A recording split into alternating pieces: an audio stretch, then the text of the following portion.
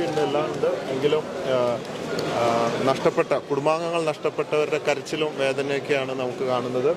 നമ്മൾ അതിനു വേണ്ടിയിട്ട് ഒരു കുടുംബം നഷ്ടപ്പെട്ട് ഇനിയിപ്പോൾ ചെയ്യാവുന്നത് നമ്മളെ ബോച്ചെ 1000 ഏക്കറിൽ ഒരു 100 കുടുംബത്തിനുള്ള വീട് വെക്കാനുള്ള സ്ഥലമാണ് നമ്മൾ കൊടുക്കുന്നത്.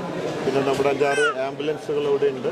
അവർ 2 ദിവസമായിട്ട് ഇവിടെ ഭക്ഷണം വസ്ത്രം എല്ലാം നൽകി ഇവിടെ ടീം ഇവിടെ വർക്ക് ചെയ്യുന്നുണ്ട്. എല്ലാം പോകുന്നുണ്ട്. പറ്റാവുന്ന ക്യാമ്പുകളൊക്കെ വിസിറ്റ് ചെയ്യുന്നുണ്ട് നമ്മൾ. ഇതിപ്പോൾ വല്ലാത്ത അവസ്ഥയാണ്. കഴിഞ്ഞ പ്രാവശ്യത്തിൽ എനിക്ക് ഭയങ്കര വിഷമമായിട്ട് തോന്നുക. ഇവിടെ തന്നെ ഞാൻ വന്നിട്ടുണ്ട് പുത്തുമലയുടെ സമയത്ത്. പക്ഷെ ഇത് അതിലും ഭയാനകമാണ്. മരണം ഒരുപാട് സംഭവിച്ചിരിക്കുകയാണ്.